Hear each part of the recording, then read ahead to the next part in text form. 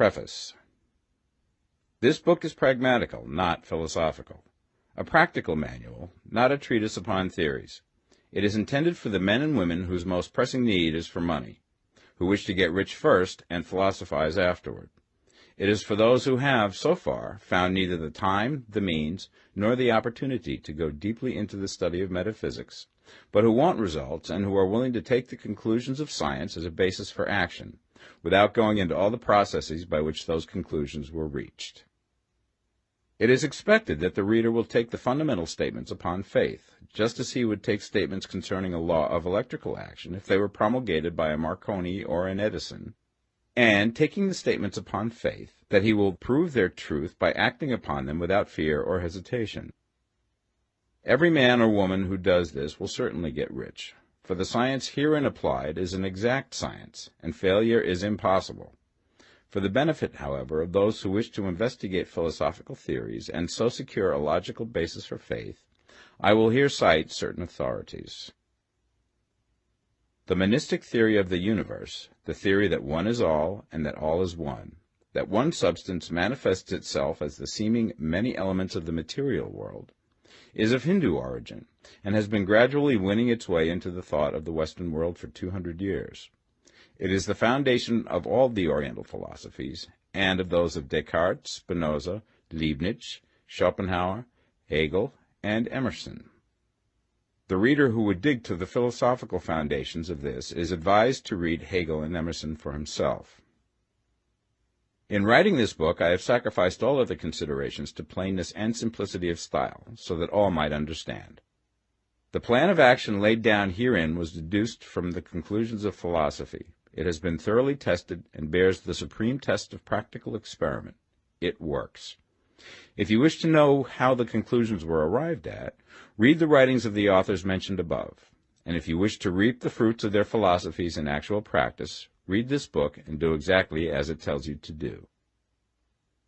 The author. Chapter 1. The Right to be Rich.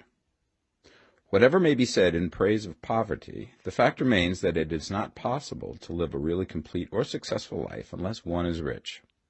No man can rise to his greatest possible height in talent or soul development unless he has plenty of money. For to unfold the soul and to develop talent he must have many things to use, and he cannot have these things unless he has money to buy them with. A man develops in mind, soul, and body by making use of these things, and society is so organized that man must have money in order to become the possessor of things. Therefore, the basis of all advancement for man must be the science of getting rich. The object of all life is development, and everything that lives has an inalienable right to all the development it is capable of attaining. Man's right to life means his right to have the free and unrestricted use of all things which may be necessary to his fullest mental, spiritual, and physical unfoldment, or, in other words, his right to be rich. I shall not speak of riches in a figurative way. To be really rich does not mean to be satisfied or contented with a little. No man ought to be satisfied with little if he is capable of using and enjoying more. The purpose of nature is the advancement and unfoldment of life, and every man should have all that can contribute to the power, elegance, beauty, and richness of life. To be content with less is sinful. The man who owns all he wants for the living of all the life he is capable of living is rich, and no man who has not plenty of money can have all he wants.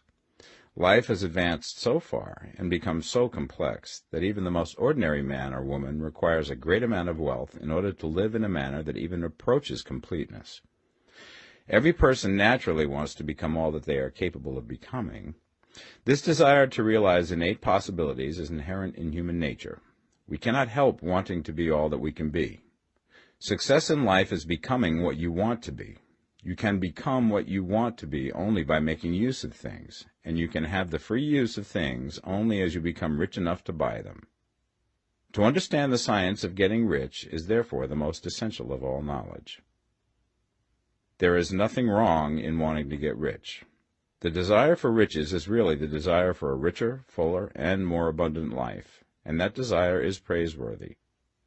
The man who does not desire to live more abundantly is abnormal. And so the man who does not desire to have money enough to buy all he wants is abnormal. There are three motives for which we live. We live for the body, we live for the mind, we live for the soul. No one of these is better or holier than the other. All are alike desirable, and no one of the three, body, mind, or soul, can live fully if either of the others is cut short of full life and expression. It is not right or noble to live only for the soul and deny mind or body, and it is wrong to live for the intellect and deny body or soul. We are all acquainted with the loathsome consequences of living for the body and denying both mind and soul, and we see that real life means the complete expression of all that man can give forth through body, mind, and soul. Whatever he can say, no man can be really happy or satisfied unless his body is living fully in every function, and unless the same is true of his mind and his soul. Wherever there is unexpressed possibility, or function not performed, there is unsatisfied desire. Desire is possibility seeking expression, or function seeking performance. Man cannot live fully in body without good food, comfortable clothing, and warm shelter, and without freedom from excessive toil. Rest and recreation are also necessary to his physical life. He cannot live fully in mind without books and time to study them, without opportunity for travel and observation, or without intellectual companionship. To live fully in mind, he must have intellectual recreations, and must surround himself with all the objects of art and beauty he is capable of using and appreciating. To live fully in soul, man must have love, and love is denied expression by poverty. A man's highest happiness is found in the bestowal of benefits on those he loves. Love finds its most natural and spontaneous expression in giving. The man who has nothing to give cannot fill his place as a husband or father, as a citizen or as a man. It is in the use of material things that a man finds full life for his body, develops his mind, and unfolds his soul. It is therefore of supreme importance to him that he should be rich. It is perfectly right that you should desire to be rich. If you are a normal man or woman, you cannot help doing so. It is perfectly right that you should give your best attention to the science of getting rich, for it is the noblest and most necessary of all studies. If you neglect this study, you are derelict in your duty to yourself, to God, and humanity, for you can render to God and humanity no greater service than to make the most of yourself. Chapter 2. There is a science of getting rich. There is a science of getting rich, and it is an exact science, like algebra or arithmetic. There are certain laws which govern the process of acquiring riches. Once these laws are learned and obeyed by any man, he will get rich with mathematical certainty. The ownership of money and property comes as a result of doing things in a certain way. Those who do things in this certain way, whether on purpose or accidentally, get rich, while those who do not do things in this certain way, no matter how hard they work or how able they are, remain poor.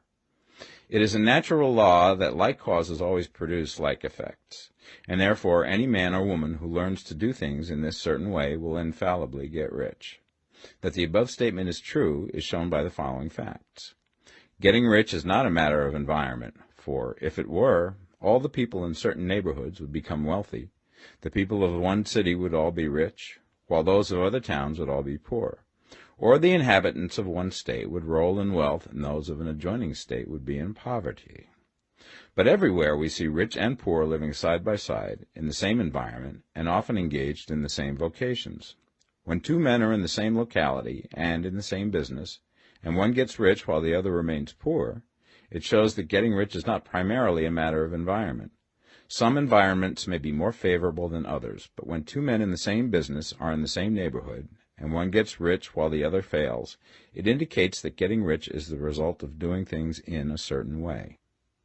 And further, the ability to do things in this certain way is not due solely to the possession of talent, for many people who have great talent remain poor, while others who have very little talent get rich. Studying the people who have gotten rich, we find that they are an average lot in all respects, having no greater talents and abilities than other men. It is evident that they do not get rich because they possess talents and abilities that other men have not, but because they happen to do things in a certain way. Getting rich is not the result of saving or thrift. Many very penurious people are poor, while free spenders often get rich. nor is getting rich due to doing things which others fail to do. For two men in the same business often do almost exactly the same things, and one gets rich while the other remains poor or becomes bankrupt. From all these things, we must come to the conclusion that getting rich is the result of doing things in a certain way. If getting rich is the result of doing things in a certain way, then any man or woman who can do things in that way can become rich, and the whole matter is brought within the domain of exact science. The question arises here whether this certain way may not be so difficult that only a few may follow it. This cannot be true, as we have seen, so far as natural ability is concerned. Talented people get rich, and blockheads get rich. Intellectually brilliant people get rich, and very stupid people get rich. Physically strong people get rich, and weak and sickly people get rich. Some degree of ability to think and understand is, of course, essential. But insofar natural ability is concerned, any man or woman who has sense enough to read and understand these words can certainly get rich. Also, we have seen that it is not a matter of environment. Location counts for something. One would not go to the heart of the Sahara and expect to do successful business. Getting rich involves the necessity of dealing with men and of being where there are people to deal with. And if these people are inclined to deal in the way that you want to deal, so much the better. But that is about as far as environment goes. If anybody else in your town can get rich, so can you. And if anybody else in your state can get rich, so can you. Again, it is not a matter of choosing some particular business or profession. People get rich in every business and in every profession, while their next-door neighbors in the same vocation remain in poverty. It is true that you will do best in a business which you like and which is congenial to you. And if you have certain talents which are well developed, you will do best in a business which calls for the exercise of those talents. Also, you will do best in a business which is suited to your locality. An ice cream parlor would do better in a warm climate than in Greenland, and a salmon fishery will succeed better in the Northwest than in Florida, where there are no salmon. But aside from these general limitations, getting rich is not dependent upon your engaging in some particular business, but upon your learning to do things in a certain way. If you are now in business and anybody else in your locality is getting rich in the same business, while you are not getting rich, it is because you are not doing things in the same way that the other person is doing them. No one is prevented from getting rich by lack of capital. True, as you get capital, the increase becomes more easy and rapid, but one who has capital is already rich and does not need to consider how to become so. No matter how poor you may be, if you begin to do things in a certain way, you will begin to get rich, and you will begin to have capital. The getting of capital is a part of the process of getting rich, and it is a part of the result which invariably follows the doing of things in the certain way. You may be the poorest man on the continent and be deeply in debt. You may have neither friends, influence, nor resources, but if you begin to do things in this way, you must infallibly begin to get rich, for the like causes must produce like effects. If you have no capital, you can get capital. If you're in the wrong business, you can get into the right business. If you're in the wrong location, you can go to the right location, and you can do so by beginning in your present business and in your present location to do things in the certain way which causes success. Chapter 3. Is opportunity monopolized? No man is kept poor because opportunity has been taken away from him, because other people have monopolized the wealth and have put a fence around it. You may be shut off from engaging in business in certain lines, but there are other channels open to you. Probably it would be hard for you to get control of any of the great railroad systems. That field is pretty well monopolized, but the electric railway business is still in its infancy and offers plenty of scope for enterprise. And it will be but a very few years until traffic and transportation through the air will become a great industry, and in all its branches will give employment to hundreds of thousands and perhaps to millions of people. Why not turn your attention to the development of aerial transportation, instead of competing with J.J. Hill and others for a chance in the steam railway world? It is quite true that if you are a working man in the employ of the Steel Trust, you have very little chance of becoming the owner of the plant in which you work. But it is also true that if you will commence to act in a certain way, you can soon leave the employ of the Steel Trust. You can buy a farm from 10 to 40 acres and engage in business as a producer of foodstuffs. There is great opportunity at this time for men who will live upon small tracts of land and cultivate the same intensively. Such men will certainly get rich. You may say that it is impossible for you to get the land, but I'm going to prove to you that it is not impossible, and that you can certainly get a farm if you will go to work in a certain way. At different periods, the tide of opportunity sets in different directions, according to the needs of the whole, and the particular stage of social evolution which has been reached. At present, in America, it is setting towards agricultural and the allied industries and professions. Today, opportunity is open before the factory worker in his line. It is open before the businessman who supplies the farmer more than before the one who supplies the factory worker, and before the professional man who waits upon the farmer more than before the one who serves the working class. There is an abundance of opportunity for the man who will go with the tide instead of trying to swim against it. So the factory workers, either as individuals or as a class, are not deprived of opportunity. The workers are not being kept down by their masters. They are not being ground by the trusts and combinations of capital. As a class, they are where they are because they do not do things in a certain way. If the workers of America chose to do so, they could follow the example of their brothers in Belgium and other countries and establish great department stores and cooperative industries. They could elect men of their own class to office and pass laws favoring the development of such cooperative industries, and in a few years they could take peaceable possession of the industrial field. The working class may become the master class whenever they will begin to do things in a certain way. The law of wealth is the same for them as it is for all others. This they must learn, and they will remain where they are as long as they continue to do as they do. The individual worker, however, is not held down by the ignorance or the mental slothfulness of his class. He can follow the tide of opportunity to riches, and this book will tell him how. No one is kept in poverty by a shortness in the supply of riches. There is more than enough for all. A palace as large as the Capitol in Washington might be built for every family on earth from the building material in the United States alone. And under intensive cultivation, this country would produce wool, cotton, linen, and silk enough to clothe each person in the world finer than Solomon was arrayed in all his glory, together with food enough to feed them all luxuriously. The visible supply is practically inexhaustible, and the invisible supply really is inexhaustible. Everything you see on earth is made from one original substance, out of which all things proceed. New forms are constantly being made, and older ones are dissolving, but all are shapes assumed by one thing. There is no limit to the supply of formless stuff or original substance. The universe is made out of it, but it was not all used in making the universe. The spaces in, through, and between the forms of the visible universe are permeated and filled with the original substance, with the formless stuff, with the raw material of all things. 10,000 times as much has been made might still be made, and even then we should not have exhausted the supply of universal raw material.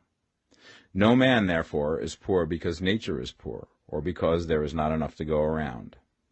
Nature is an inexhaustible storehouse of riches. The supply will never run short. Original substance is alive with creative energy and is constantly producing more forms. When the supply of building material is exhausted, more will be produced. When the soil is exhausted so that foodstuffs and materials for clothing will no longer grow upon it, it will be renewed or more soil will be made. When all the gold and silver has been dug from the earth, if man is still in such a stage of social development that he needs gold and silver, more will be produced from the formless. The formless stuff responds to the needs of man. It will not let him be without any good thing. This is true of man collectively. The race as a whole is always abundantly rich, and if individuals are poor, it is because they do not follow the certain way of doing things which makes the individual man rich. The formless stuff is intelligent. It is stuff which thinks. It is alive, and is always impelled towards more life. It is the natural and inherent impulse of life to seek to live more. It is the nature of intelligence to enlarge itself, and of consciousness to seek to extend its boundaries and find fuller expression. The universe of forms has been made by formless living substance, throwing itself into form in order to express itself more fully. The universe is a great living presence, always moving inherently towards more life and fuller functioning. Nature is formed for the advancement of life. Its impelling motive is the increase of life. For this cause, everything which can possibly minister to life is bountifully provided. There can be no lack unless God is to contradict himself and nullify his own works. You are not kept poor by lack in the supply of riches. It is a fact which I shall demonstrate a little further on, that even the resources of the formless supply are at the command of the man or woman who will act and think in a certain way. Chapter 4. The first principle in the science of getting rich. Thought is the only power which can produce tangible riches from the formless substance. The stuff from which all things are made is a substance which thinks, and a thought of form in this substance produces the form. Original substance moves according to its thoughts. Every form and process you see in nature is the visible expression of a thought in original substance. As the formless stuff thinks of a form, it takes that form. As it thinks of a motion, it makes that motion. That is the way all things were created. We live in a thought world, which is part of a thought universe.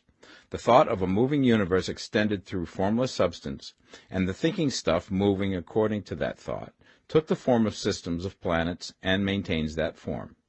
Thinking substance takes the form of its thought and moves according to that thought. Holding the idea of a circling system of suns and worlds, it takes the form of these bodies and moves them as it thinks.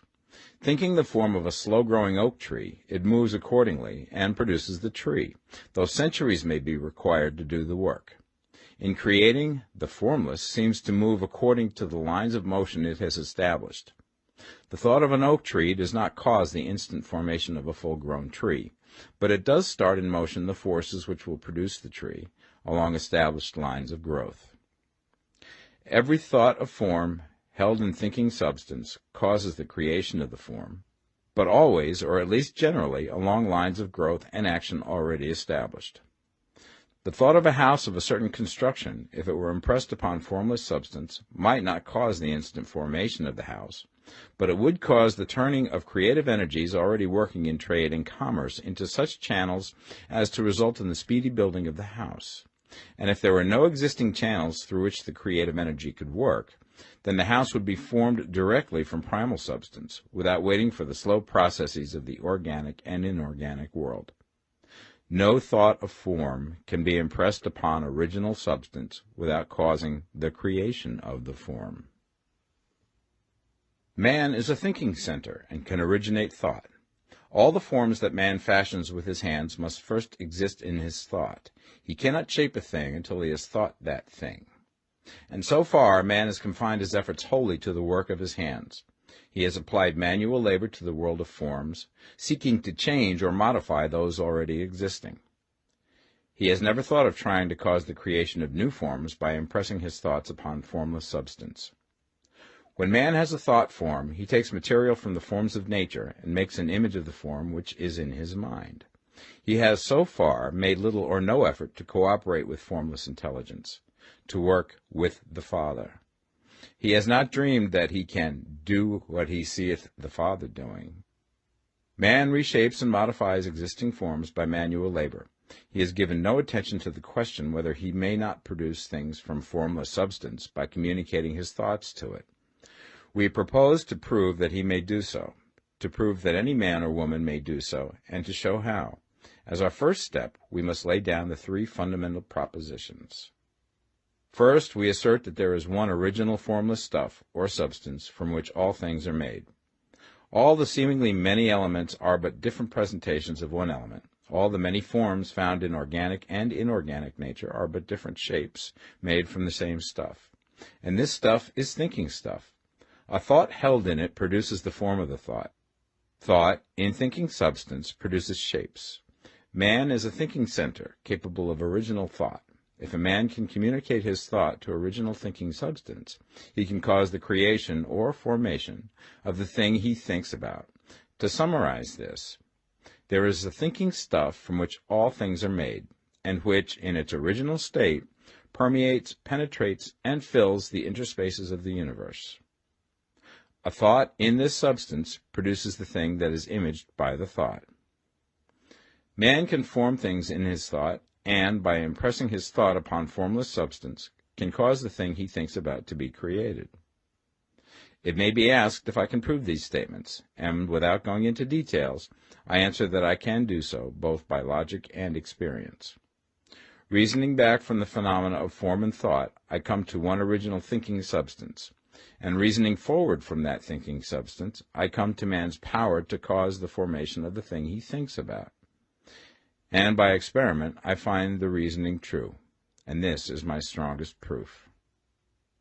If one man who reads this book gets rich by doing what it tells him to do, that is evidence in support of my claim. But if every man who does what it tells him to do gets rich, that is proof positive until someone goes through the process and fails.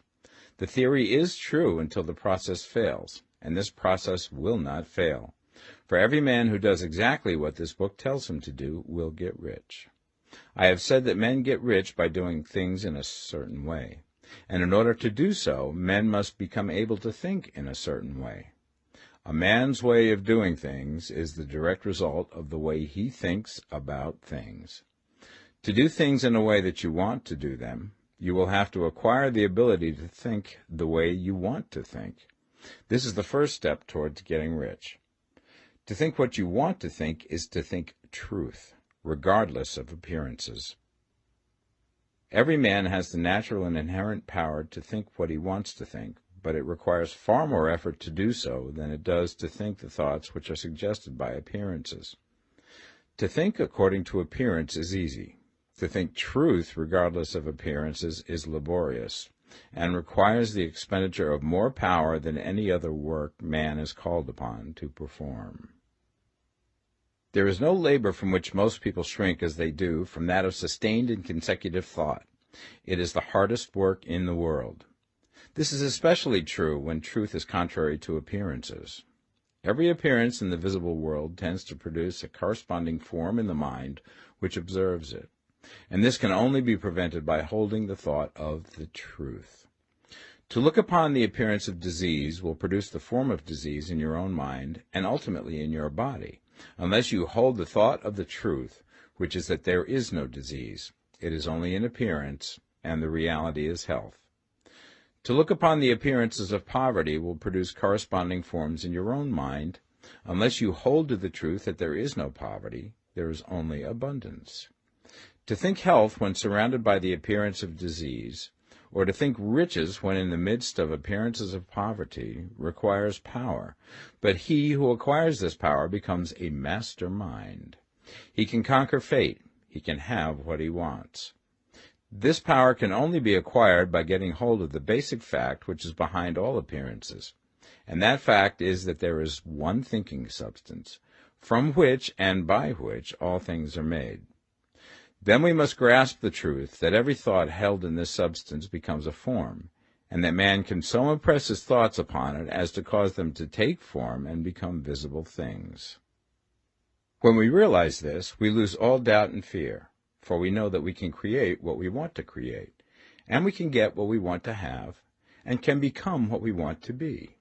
As a first step towards getting rich, you must believe the three fundamental statements given previously in this chapter, and in order to emphasize them, I repeat them here. There is a thinking stuff from which all things are made, and which, in its original state, permeates, penetrates, and fills the interspaces of the universe. A thought in this substance produces the thing that is imaged by the thought. Man can form things in his thought, and, by impressing his thought upon formless substance, can cause the thing he thinks about to be created. You must lay aside all other concepts of the universe than this monistic one, and you must dwell upon this until it is fixed in your mind and has become your habitual thought.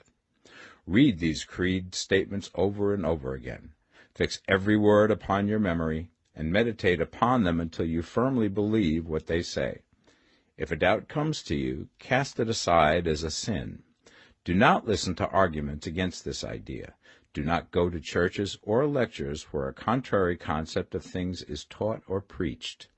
Do not read magazines or books which teach a different idea. If you get mixed up in your faith, all your efforts will be in vain. Do not ask why these things are true, nor speculate as to how they can be true. Simply take them on trust. The science of getting rich begins with the absolute acceptance of this faith. Chapter 5. Increasing Life. You must get rid of the last vestige of the old idea that there is a deity whose will it is that you should be poor, or whose purposes may be served by keeping you in poverty. The intelligent substance which is all, and in all, which lives in all and lives in you, is a consciously living substance. Being a consciously living substance, it must have the nature and inherent desire of every living intelligence for increase of life. Every living thing must continually seek for the enlargement of its life, because life, in the mere act of living, must increase itself. A seed, dropped into the ground, springs into activity, and in the act of living produces 100 more seeds. Life, by living, multiplies itself. It is forever becoming more. It must do so if it continues to be at all. Intelligence is under the same necessity for continuous increase. Every thought we think makes it necessary for us to think another thought. Consciousness is continually expanding. Every fact we learn leads us to the learning of another fact. Knowledge is continually increasing. Every talent we cultivate brings to the mind the desire to cultivate another talent. We are subject to the urge of life, seeking expression, which ever drives us on to know more, to do more, and to be more. In order to know more, do more, and be more, we must have more. We must have things to use, for we learn and do and become only by using things. We must get rich so that we can live more. The desire for riches is simply the capacity for larger life seeking fulfillment. Every desire is the effort of an unexpressed possibility to come into action. It is power seeking to manifest which causes desire. That which makes you want more money is the same as that which makes the plant grow. It is life, seeking fuller expression. The one living substance must be subject to this inherent law of all life. It is permeated with the desire to live more. That is why it is under the necessity of creating things. The one substance desires to live more in you. Hence, it wants you to have all the things you can use. It is the desire of God that you should get rich. He wants you to get rich because he can express himself better through you if you have plenty of things to use in giving him expression. He can live more in you if you have unlimited command of the means of life. The universe desires you to have everything you want to have. Nature is friendly to your plans. Everything is naturally for you. Make up your mind that this is true. It is essential, however, that your purpose should harmonize with the purpose that is in all. You must want real life, not mere pleasure of sensual gratification. Life is the performance of function, and the individual really lives only when he performs every function, physical, mental, and spiritual, of which he is capable, without excess in any. You do not want to get rich in order to live swinishly, for the gratification of animal desires, that is not life. But the performance of every physical function is a part of life, and no one lives completely who denies the impulses of the body a normal and healthful expression. You do not want to get rich solely to enjoy mental pleasures, to get knowledge, to gratify ambition, to outshine others, to be famous. All these are a legitimate part of life, but the man who lives for the pleasures of the intellect alone will only have a partial life, and he will never be satisfied with his lot. You do not want to get rich solely for the good of others, to lose yourself for the salvation of mankind, to experience the joys of philanthropy and sacrifice. The joys of the soul are only a part of life, and they are no better or nobler than any other part. You want to get rich in order that you may eat, drink, and be merry when it is time to do these things, in order that you may surround yourself with beautiful things, see distant lands, feed your mind, and develop your intellect, in order that you may love men and do kind things, and be able to play a good part in helping the world to find truth. But remember that extreme altruism is no better and no nobler than extreme selfishness. Both are mistakes. Get rid of the idea that God wants you to sacrifice yourself for others, and that you can secure his favor by doing so. God requires nothing of the kind. What he wants is that you should make the most of yourself, for yourself and for others, and you can help others more by making the most of yourself than in any other way. You can make the most of yourself only by getting rich, so it is right and praiseworthy that you should give your first and best thought to the work of acquiring wealth. Remember, however, that the desire of substance is for all, and its movements must be for more life to all. It cannot be made to work for less life to any, because it is equally in all, seeking riches and life. Intelligent substance will make things for you, but it will not take things away from someone else and give them to you. You must get rid of the thought of competition. You are to create, not to compete for what is already created. You do not have to take anything away from anyone. You do not have to drive sharp bargains. You do not have to cheat or to take advantage. You do not need to let any man work for you for less than he earns. You do not have to covet the property of others or to look at it with wishful eyes. No man has anything of which you cannot have the like, and that without taking what he has away from him. You are to become a creator, not a competitor. You are going to get what you want, but in such a way that when you get it, every other man will have more than he has now. I am aware that there are men who get a vast amount of money by proceeding in direct opposition to the statements in the paragraph above, and may add a word of explanation here. Men of the plutocratic type, who become very rich, do so sometimes purely by their extraordinary ability on the plane of competition, and sometimes they unconsciously relate themselves to substance and its great purposes and movements for the general racial upbuilding through industrial evolution. Rockefeller, Carnegie, Morgan, et al. Have been the unconscious agents of the supreme in the necessary work of systematizing and organizing productive industry, and, in the end, their work will contribute immensely towards increased life for all. Their day is nearly over. They have organized production, and will soon be succeeded by the agents of the multitude, who will organize the machinery of distribution. The multimillionaires are like the monster reptiles of the prehistoric eras. They play a necessary part in the evolutionary process, but the same power which produced them will dispose of them, and it is well to bear in mind that they have never been really rich. A record of the private lives of most of this class will show that they have really been the most abject and wretched of the poor. Riches secured on the competitive plane are never satisfactory and permanent. They are yours today and another's tomorrow. Remember, if you are to become rich in a scientific and certain way, you must rise entirely out of the competitive thought. You must never think for a moment that the supply is limited. Just as soon as you begin to think that all the money is being cornered and controlled by bankers and others, and that you must exert yourself to get laws passed to stop this process, and so on, in that moment you drop into the competitive mind, and your power to cause creation is gone for the time being. And what is worse, you will probably arrest the creative movements you have already instituted. Know that there are countless millions of dollars worth of gold in the mountains of the earth, not yet brought to light, and know that if there were not, more would be created from thinking substance to supply your needs. Know that the money you need will come, even if it is necessary for 1,000 men to be led to the discovery of new gold mines tomorrow. Never look at the visible supply. Look always at the limitless riches in formless substance, and know that they are coming to you as fast as you can receive and use them. Nobody, by cornering the visible supply, can prevent you from getting what is yours. So never allow yourself to think for an instant that all the best building spots will be taken before you get ready to build your house, unless you hurry. Never worry about the trusts and combines, and get anxious for fear that they will soon come to own the whole earth. Never get afraid that you will lose what you want because some other person beat you to it. That cannot possibly happen. You are not seeking anything that is possessed by anybody else. You are causing what you want to be created from formless substance, and the supply is without limits. Stick to the formulated statement.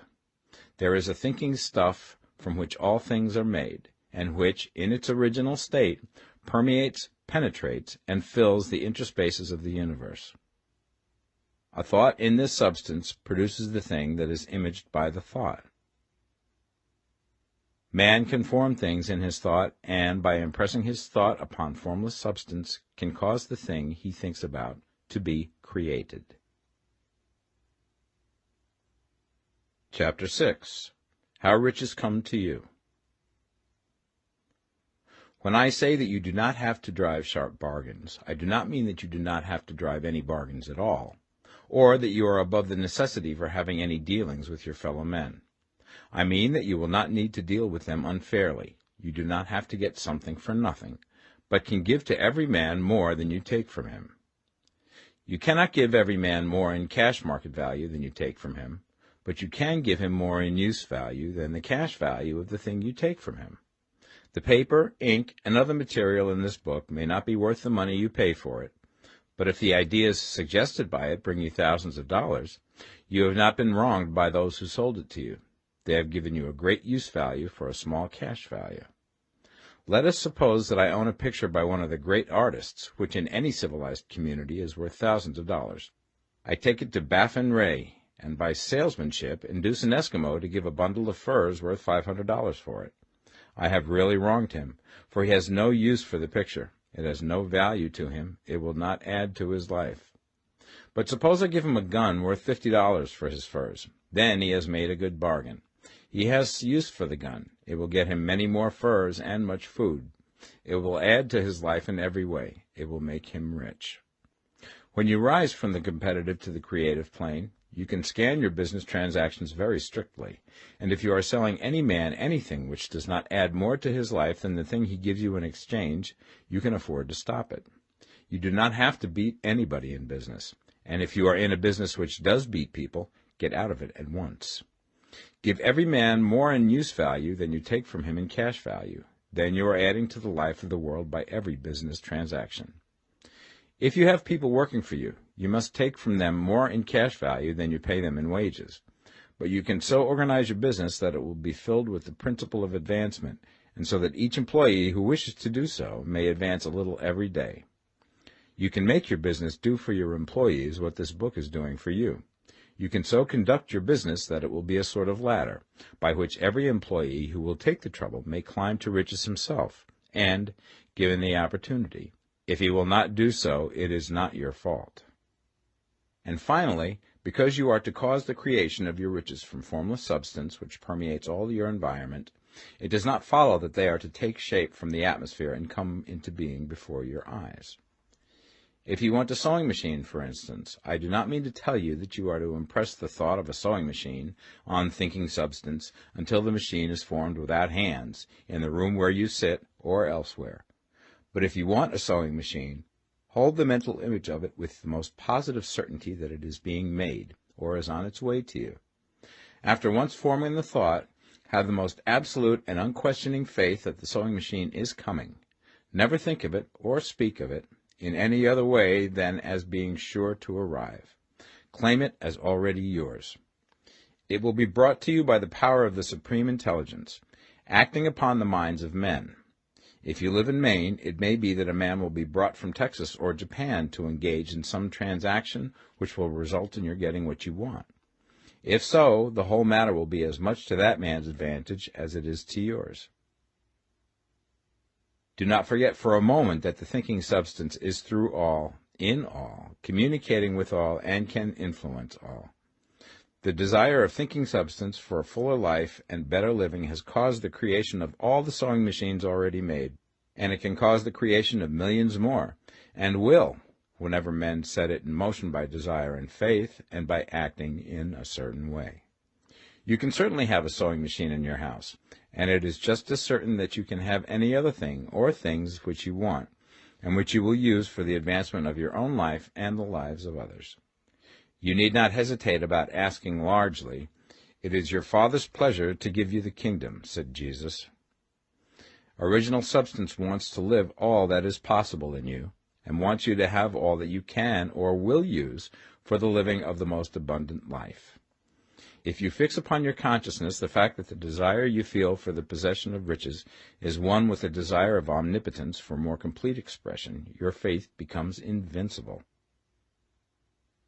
Once I saw a little boy sitting at a piano, and vainly tried to bring harmony out of the keys, and I saw that he was grieved and provoked by his inability to play real music. I asked him the cause of his vexation, and he answered, "I can feel the music in me, but I can't make my hands go right." The music in him was the urge of original substance, containing all the possibilities of all life. All that there is of music was seeking expression through the child. God, the one substance, is trying to live and do and enjoy things through humanity. He is saying, I want hands to build wonderful structures, to play divine harmonies, to paint glorious pictures. I want feet to run my errands, eyes to see my beauties, tongues to tell mighty truths and to sing marvelous songs, and so on. All that there is of possibility is seeking expression through men. God wants those who can play music to have pianos and every other instrument, and to have the means to cultivate their talents to the fullest extent. He wants those who can appreciate beauty to be able to surround themselves with beautiful things. He wants those who can discern truth to have every opportunity to travel and observe.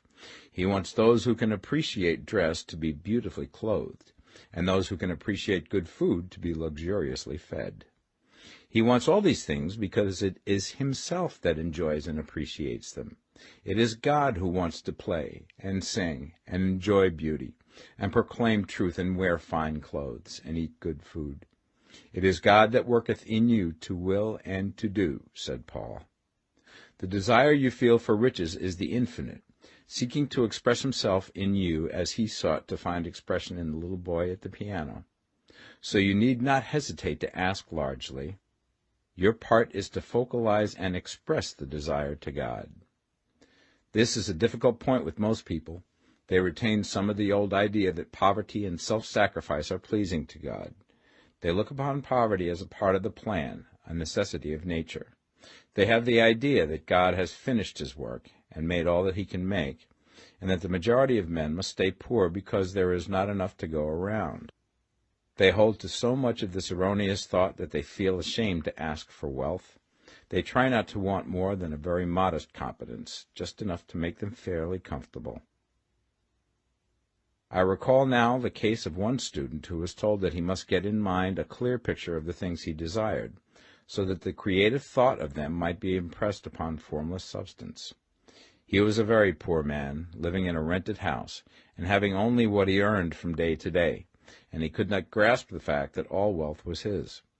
So, after thinking the matter over, he decided that he might reasonably ask for a new rug for the floor of his best room, and an anthracite coal stove to heat the house during the cold weather.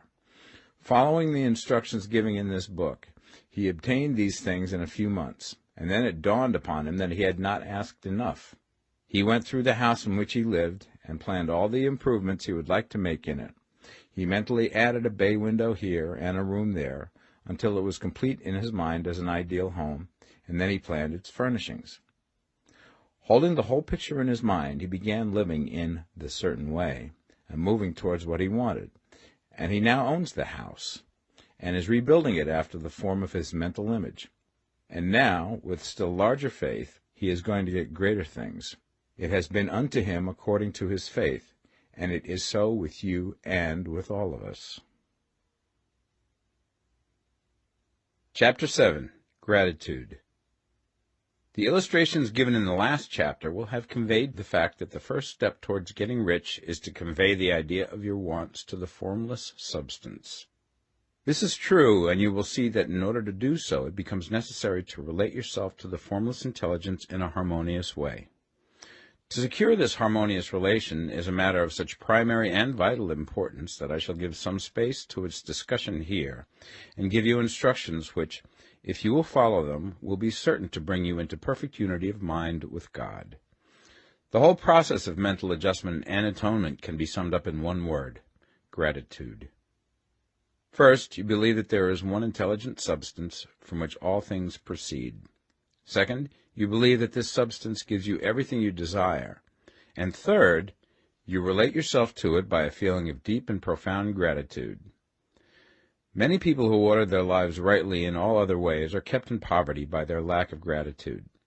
Having received one gift from God, they cut the wires which connect them with him by failing to make acknowledgment. It is easy to understand that the nearer we live to the source of wealth, the more wealth we shall receive. And it is easy also to understand that the soul that is always grateful lives in closer touch with God than the one which never looks to him in thankful acknowledgment. The more gratefully we fix our minds on the Supreme when good things come to us, the more good things we will receive, and the more rapidly they will come. And the reason simply is that the mental attitude of gratitude draws the mind into closer touch with the source from which the blessings come. If it is a new thought to you that gratitude brings your whole mind into closer harmony with the creative energies of the universe, Consider it well, and you will see that it is true. The good things you already have come to you along the line of obedience to certain laws. Gratitude will lead your mind out along the ways by which things come, and it will keep you in close harmony with creative thought and prevent you from falling into competitive thought. Gratitude alone can keep you looking toward the all, and prevent you from falling into the error of thinking of the supply as limited, and to do that would be fatal to your hopes. There is a law of gratitude, and it is absolutely necessary that you should observe the law if you are to get the results you seek. The law of gratitude is the natural principle that action and reaction are always equal, and in opposite directions. The grateful outreaching of your mind in thankful praise to the Supreme is a liberation or expenditure of force. It cannot fail to reach that to which it is addressed, and the reaction is an instantaneous movement towards you. Draw nigh unto God, and he will draw nigh unto you. That is a statement of psychological truth. And if your gratitude is strong and constant, the reaction in formless substance will be strong and continuous. The movement of the things you want will always be towards you. Notice the grateful attitude that Jesus took, how he always seemed to be saying, I thank thee, Father, that thou hearest me.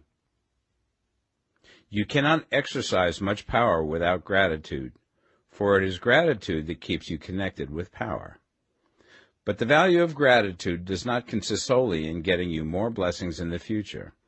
Without gratitude, you cannot long keep from dissatisfied thought regarding things as they are.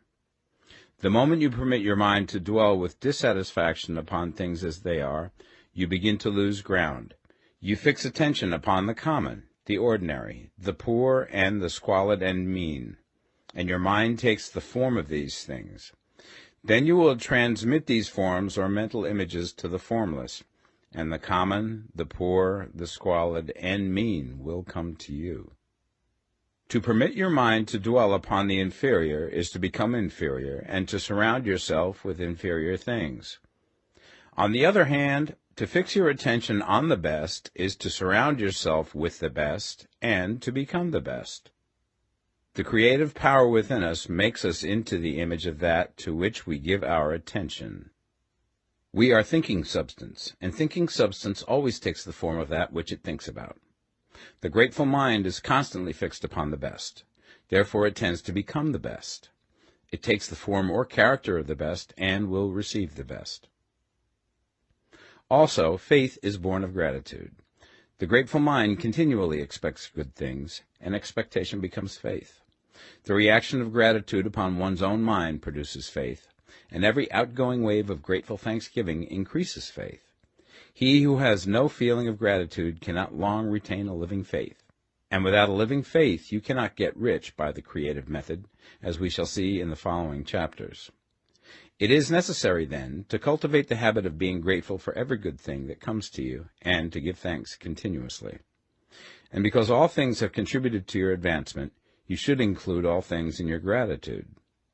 Do not waste time thinking or talking about the shortcomings or wrong actions of plutocrats or trust magnates. Their organization of the world has made your opportunity. All you get really comes to you because of them. Do not rage against corrupt politicians. If it were not for politicians, we should fall into anarchy, and your opportunity would be greatly lessened.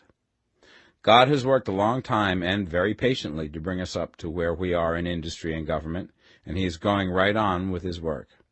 There is not the least doubt that he will do away with plutocrats, trust magnates, captains of industry, and politicians as soon as they can be spared. But in the meantime, behold, they are all very good. Remember that they are all helping to arrange the lines of transmission along which your riches will come to you, and be grateful to them all. This will bring you into harmonious relations with the good in everything, and the good in everything will move toward you.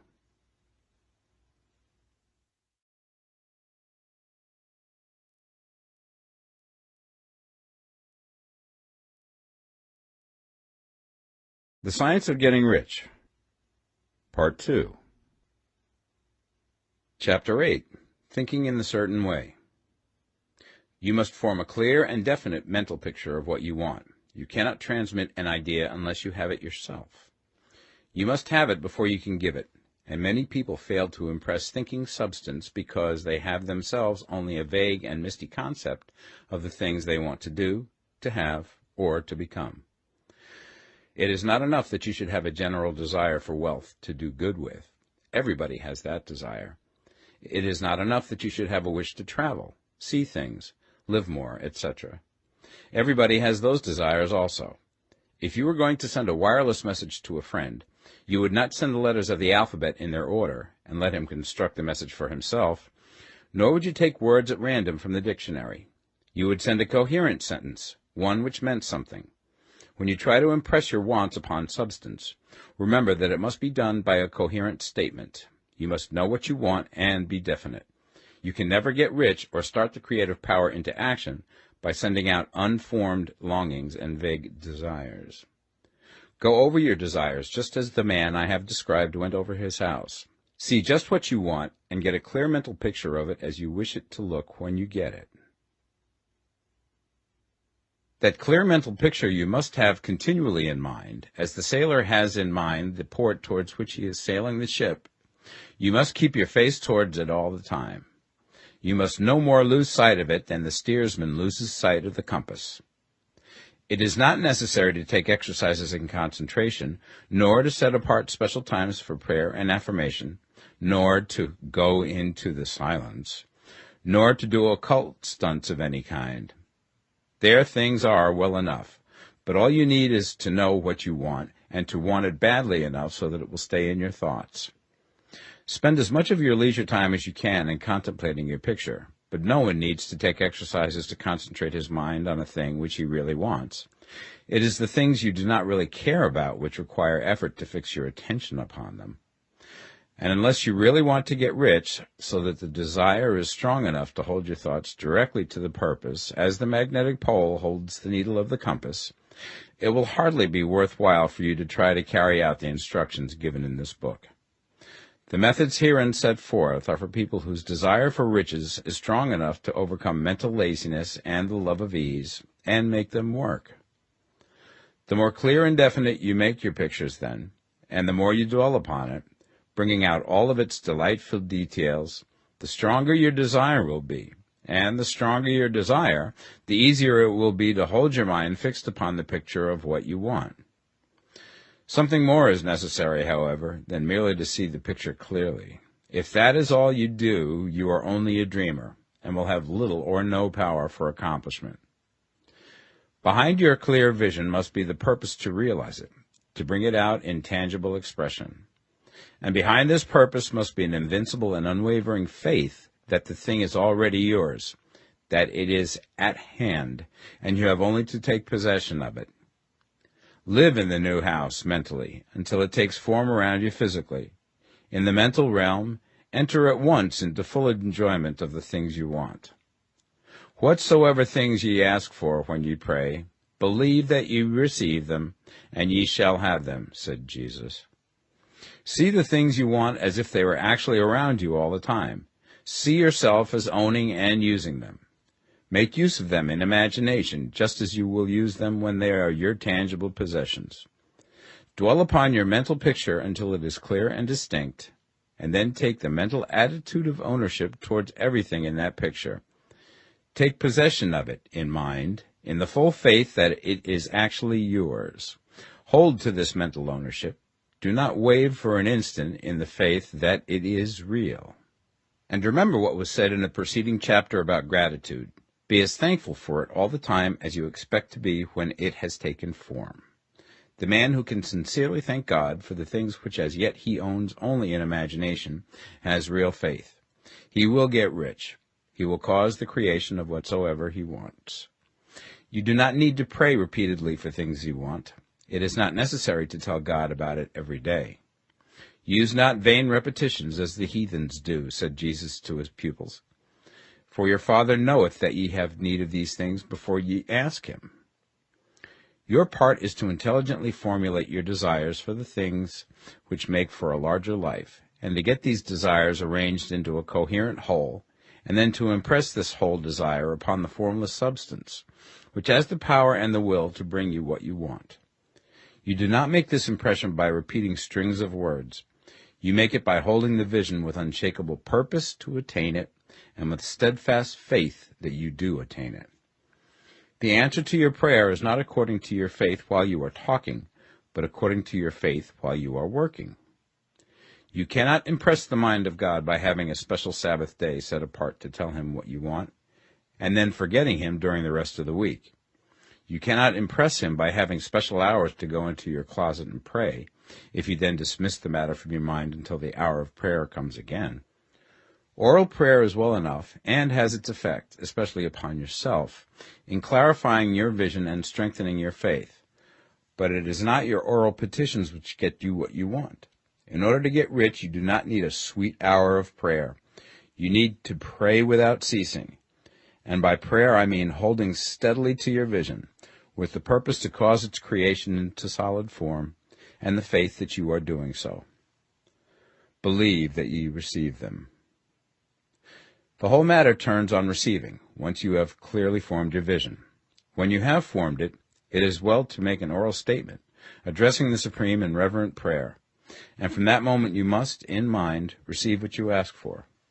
Live in the new house, wear the fine clothes, ride in the automobile, go on the journey, and confidently plan for greater journeys. Think and speak of all things you have asked for in terms of actual present ownership. Imagine an environment and a financial condition exactly as you want them, and live all the time in that imaginary environment and financial condition. Mind, however, that you do not do this as a mere dreamer and castle builder. Hold to the faith that the imaginary is being realized, and to the purpose to realize it. Remember that it is faith and purpose in the use of imagination which makes the difference between the scientist and the dreamer. And having learned this fact, it is here that you must learn the proper use of the will. Chapter 9. How to Use the Will. To set about getting rich in a scientific way, you do not try to apply your willpower to anything outside of yourself. You have no right to do so anyway. It is wrong to apply your will to other men and women in order to get them to do what you wish done. It is as flagrantly wrong to coerce people by mental power as it is to coerce them by physical power. If compelling people by physical force to do things for you reduces them to slavery, compelling them by mental means accomplishes exactly the same thing. The only difference is in methods. If taking things from people by physical force is robbery, then taking things by mental force is robbery also. There is no difference in principle. You have no right to use your willpower upon another person, even for his own good, for you do not know what is for his good. The science of getting rich does not require you to apply power or force to any other person in any way whatsoever. There is not the slightest necessity for doing so. Indeed, any attempt to use your will upon others will only tend to defeat your purpose. You do not need to apply your will to things in order to compel them to come to you. That would simply be trying to coerce God, and would be foolish and useless, as well as irreverent. You do not have to compel God to give you good things, any more than you have to use your willpower to make the sun rise. You do not have to use your willpower to conquer an unfriendly deity, or to make stubborn and rebellious forces do your bidding. Substance is friendly to you, and is more anxious to give you what you want than you are to get it. To get rich, you need only to use your willpower upon yourself. When you know what to think and do, then you must use your will to compel yourself to think and do the right things.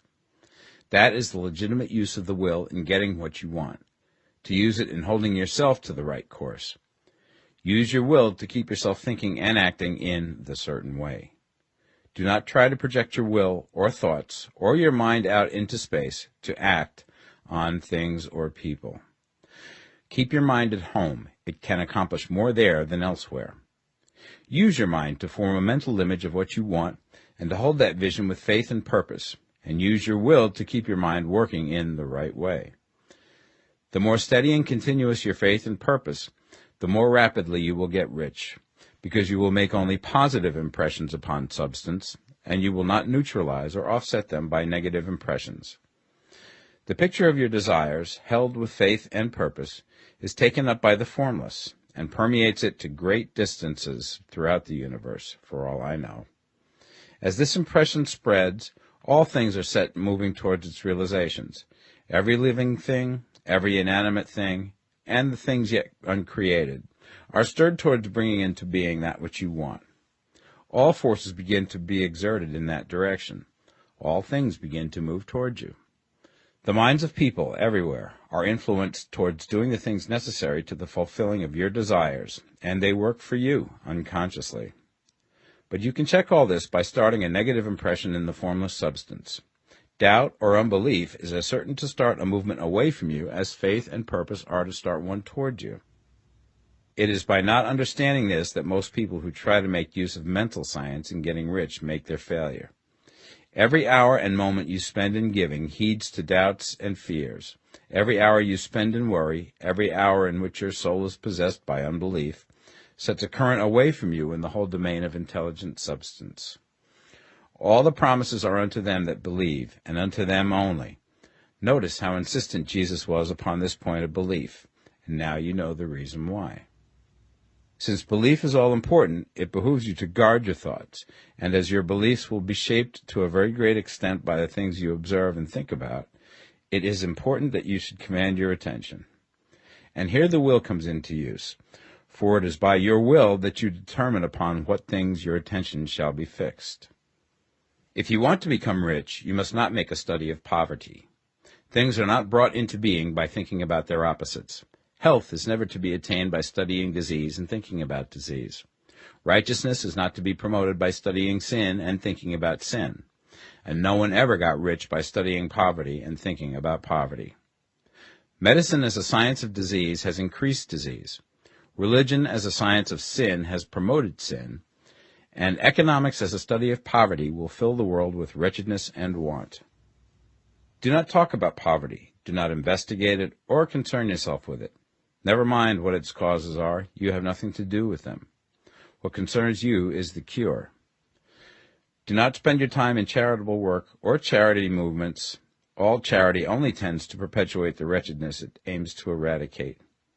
I do not say that you should be hard-hearted or unkind and refuse to hear the cry of need, but you must not try to eradicate poverty in any of the conventional ways. Put poverty behind you, and put all that pertains to it behind you, and make good. Get rich. That is the best way you can help the poor. And you cannot hold the mental image which is to make you rich if you fill your mind with pictures of poverty. Do not read books or papers which give circumstantial accounts of the wretchedness of the tenement dwellers, of the horrors of child labor, and so on. Do not read anything which fills your mind with gloomy images of want and suffering. You cannot help the poor in the least by knowing about these things, and the widespread knowledge of them does not tend at all to do away with poverty. What tends to do away with poverty is not getting the pictures of poverty into your mind, but getting pictures of wealth into the minds of the poor. You are not deserting the poor in their misery when you refuse to allow your mind to be filled with pictures of that misery. Poverty can be done away with, not by increasing the number of well-to-do people who think about poverty, but by increasing the number of poor people who purpose with faith to get rich. The poor do not need charity, they need inspiration. Charity only sends them a loaf of bread to keep them alive in their wretchedness, or give them an entertainment to make them forget for an hour or two. But inspiration will cause them to rise out of their misery. If you want to help the poor, demonstrate to them that they can become rich. Prove it by getting rich yourself. The only way in which poverty will ever be banished from this world is by getting a large and constantly increasing number of people to practice the teachings of this book. People must be taught to become rich by creation, not by competition. Every man who becomes rich by competition throws down behind him the ladder by which he rises and keeps others down. But every man who gets rich by creation opens a way for thousands to follow him and inspires them to do so. You are not showing hardness of heart or an unfeeling disposition when you refuse to pity poverty, see poverty, read about poverty, or think or talk about it, or to listen to those who do talk about it. Use your willpower to keep your mind off the subject of poverty and to keep it fixed with faith and purpose on the vision of what you want. Chapter 10. Further Use of the Will. You cannot retain a true and clear vision of wealth if you are constantly turning your attention to opposing pictures, whether they be external or imaginary. Do not tell of your past troubles of a financial nature, if you have had them. Do not think of them at all. Do not tell of the poverty of your parents, or the hardships of your early life. To do any of these things is to mentally class yourself with the poor for the time being, and it will certainly check the movement of things in your direction. Let the dead bury their dead, as Jesus said. Put poverty and all things that pertain to poverty completely behind you. You have accepted a certain theory of the universe as being correct, and are resting all your hopes of happiness on its being correct. And what can you gain by giving heed to conflicting theories? Do not read religious books which tell you that the world is soon coming to an end, and do not read the writing of muckrakers and pessimistic philosophers who tell you that it is going to the devil. The world is not going to the devil. It is going to God. It is wonderful becoming. True, there may be a good many things in existing conditions which are disagreeable, but what is the use of studying them when they are certainly passing away, and when the study of them only tends to check their passing and keep them with us? Why give time and attention to things which are being removed by evolutionary growth, when you can hasten their removal only by promoting the evolutionary growth as far as your part of it goes? No matter how horrible and seeming may be the conditions in certain countries, sections, or places, you waste your time and destroy your own chances by considering them. You should interest yourself in the world's becoming rich. Think of the riches in the world as coming to, instead of the poverty it is growing out of, and bear in mind that the only way in which you can assist the world in growing rich is by growing rich yourself through creative method, not the competitive one. Give your attention wholly to riches. Ignore poverty. Whenever you think or speak of those who are poor, think and speak of them as those who are becoming rich, as those who are to be congratulated rather than pitied. Then they and others will catch the inspiration and begin to search for the way out. Because I say that you are to give your whole time and mind and thought to riches, it does not follow that you are to be sordid or mean.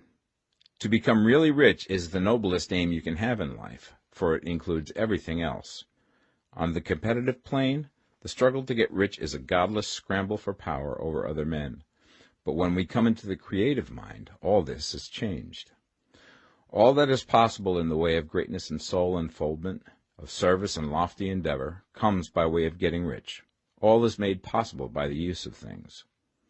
If you lack for physical health, you will find that the attainment of it is conditional on you getting rich. Only those who are emancipated from financial worry and who have the means to live a carefree existence and follow hygienic practices can have and retain health. Moral and spiritual greatness is possible only to those who are above the competitive battle for existence, and only those who are becoming rich on the plane of creative thought are free from the degrading influences of competition. If your heart is set on domestic happiness, remember that love flourishes best when there is refinement, a high level of thought, and freedom from corrupting influences. And these are to be found only where riches are attained by the exercise of creative thought, without strife or rivalry. You can aim at nothing so great or noble, I repeat, as to become rich, and you must fix your attention upon your mental picture of riches, to the exclusion of all that may tend to dim or obscure the vision. You must learn to see the underlying truth in all things. You must see beneath all seemingly wrong conditions the great one life, ever moving forward towards fuller expression and more complete happiness. It is the truth that there is no such thing as poverty, that there is only wealth. Some people remain in poverty because they are ignorant of the fact that there is wealth for them, and these can best be taught by showing them the way to affluence in your own person and practice. Others are poor because, while they feel that there is a way out, they are too intellectually indolent to put forth the mental effort necessary to find that way and by travel it. Others still are poor because, while they have some notion of science, they have become so swamped and lost in the maze of metaphysical and occult theories that they do not know which road to take. They try a mixture of many systems and fail in all. For these, again, the very best thing to do is to show the right way in your own person and practice. An ounce of doing things is worth a pound of theorizing. The very best thing you can do for the whole world is to make the most of yourself. You can serve God and man in no more effective way than by getting rich. That is, if you get rich by the creative method and not by the competitive one. Another thing.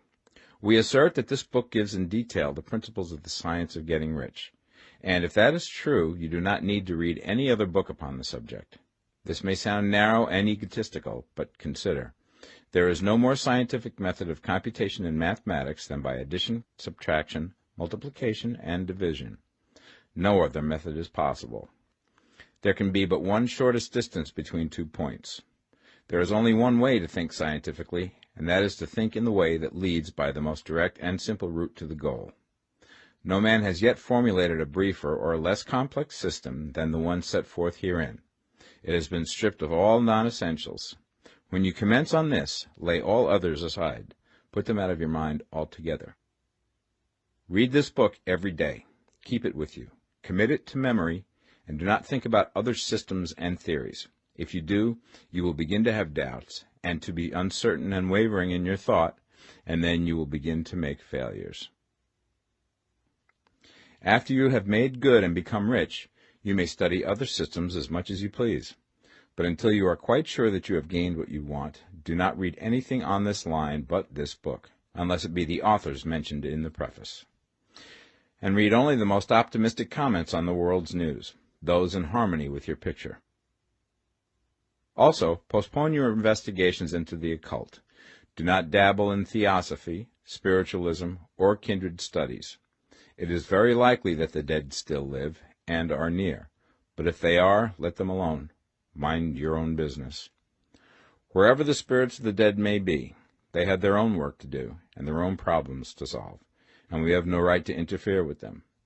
We cannot help them, and it is very doubtful whether they can help us, or whether we have any right to trespass upon their time if they can. Let the dead and the hereafter alone, and solve your own problem. Get rich. If you begin to mix with the occult, you will start mental cross-currents which will surely bring your hopes to shipwreck. Now, this and the preceding chapters have brought us to the following statement of basic facts. There is a thinking stuff from which all things are made, and which, in its original state, permeates, penetrates, and fills the interspaces of the universe.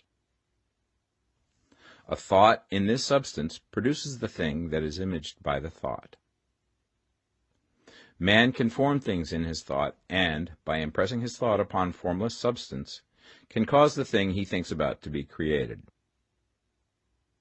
In order to do this, man must pass from the competitive to the creative mind.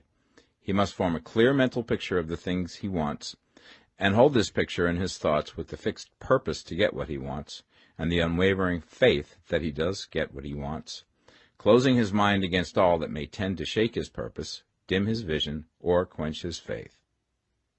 And in addition to all this, we shall now see that he must live and act in a certain way.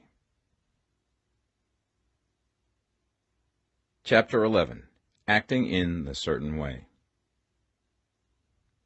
Thought is the creative power, or the impelling force which causes the creative power to act. Thinking in a certain way will bring riches to you, but you must not rely upon thought alone, paying no attention to personal action. That is the rock upon which many otherwise scientific metaphysical thinkers meet shipwreck, the failure to connect thought with personal action. We have not yet reached the stage of development, even supposing such a stage to be possible, in which man can create directly from formless substance without nature's processes or the work of human hands. Man must not only think, but his personal action must supplement his thought. By thought you can cause the gold in the hearts of the mountains to be impelled towards you, but it will not mine itself, refine itself, coin itself into double eagles, and come rolling along the roads seeking its way into your pocket. Under the impelling power of the Supreme Spirit, men's affairs will be so ordered that someone will be led to mine the gold for you. Other men's business transactions will be so directed that the gold will be brought toward you, and you must so arrange your own business affairs that you may be able to receive it when it comes to you. Your thought makes all things, animate and inanimate, work to bring you what you want, but your personal activity must be such that you can rightly receive what you want when it reaches you. You are not to take it as charity, nor to steal it. You must give every man more in use value than he gives you in cash value. The scientific use of thought consists in forming a clear and distinct mental image of what you want, in holding fast to the purpose to get what you want, and in realizing with grateful faith that you do get what you want. Do not try to project your thought in any mysterious or occult way, with the idea of having it go out and do things for you. That is a wasted effort and will weaken your power to think with sanity. The action of thought in getting rich is fully explained in the preceding chapters. Your faith and purpose positively impress your vision upon formless substance, which has the same desire for more life that you have. And this vision, received from you, sets all the creative forces at work in and through their regular channels of action, but directed towards you. It is not your part to guide or supervise the creative process.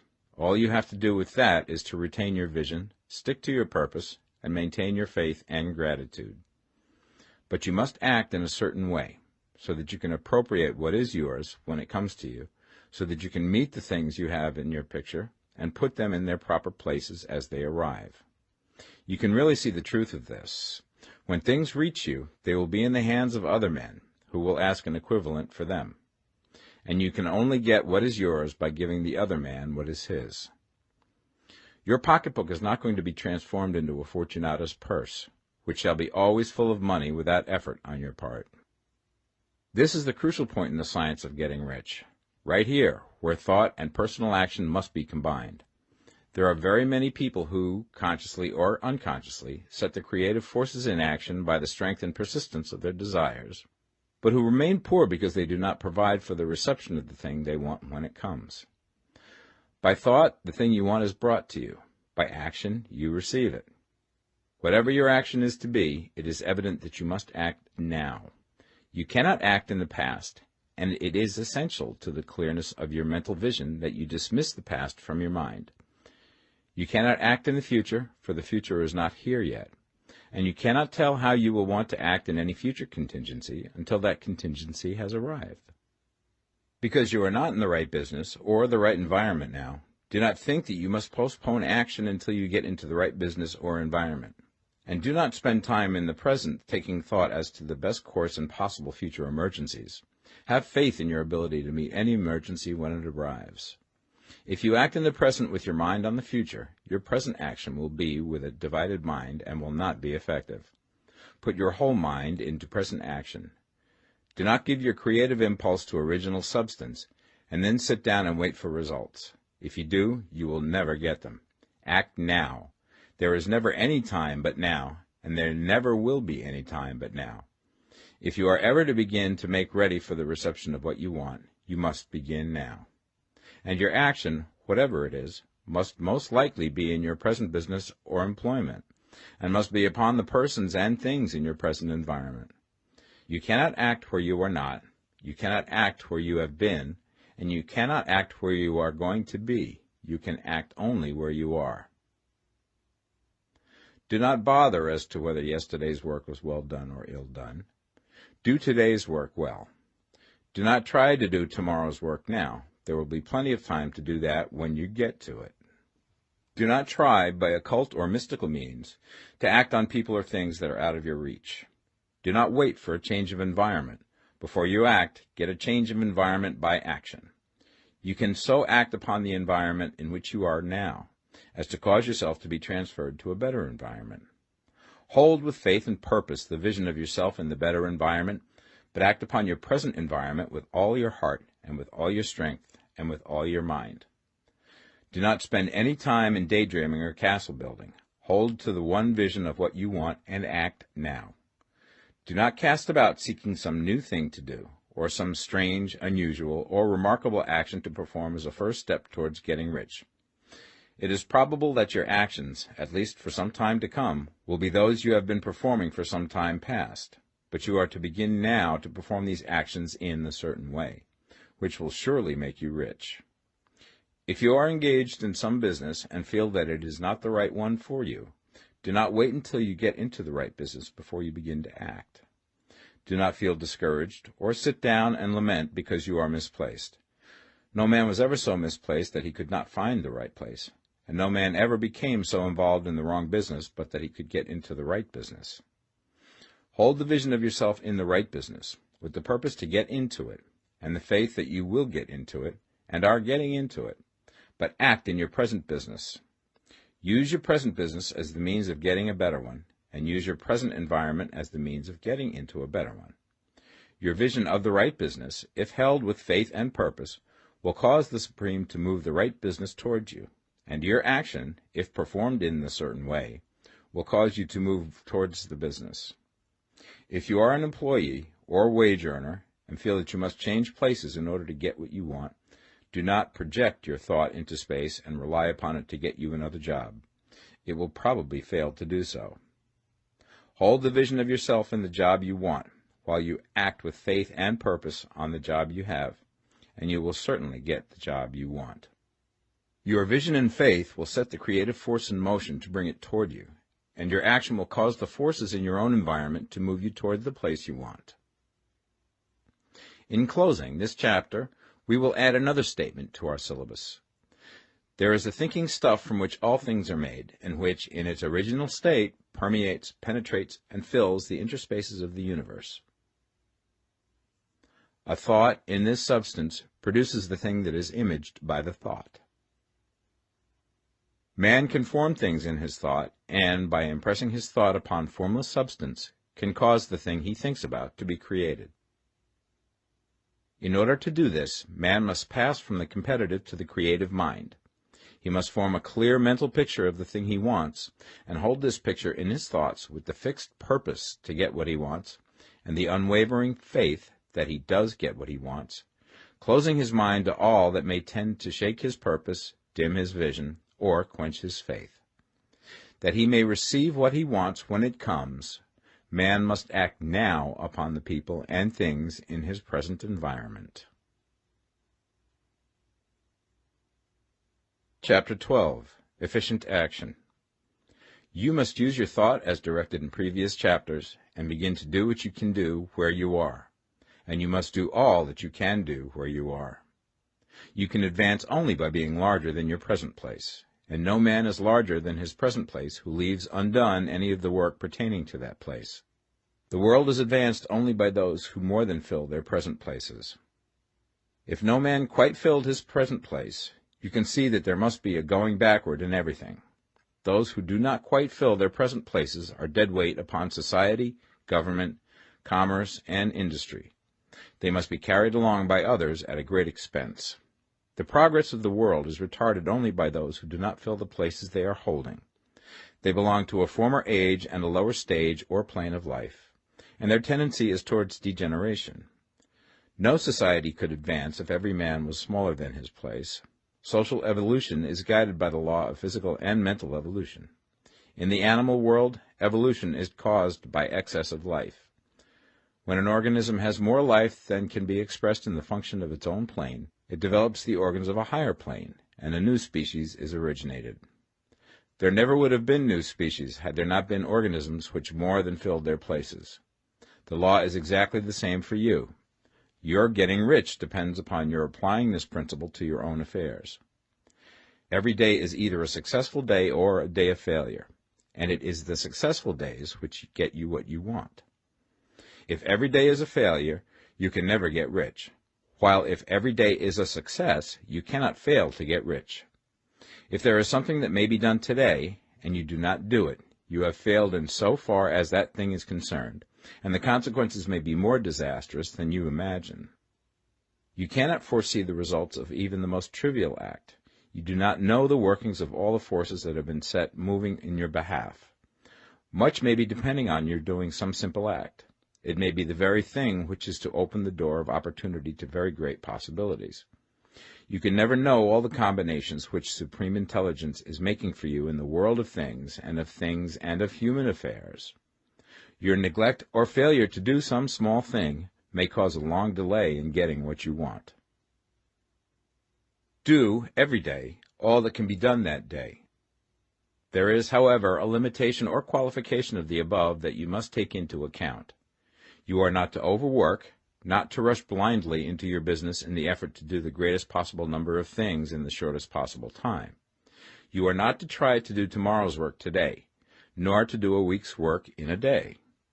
It is really not the number of things you do, but the efficiency of each separate action that counts.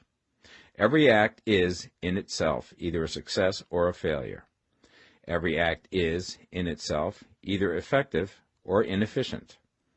Every inefficient act is a failure, and if you spend your life in doing inefficient acts, your whole life will be a failure. The more things you do, the worse for you if all your acts are inefficient ones.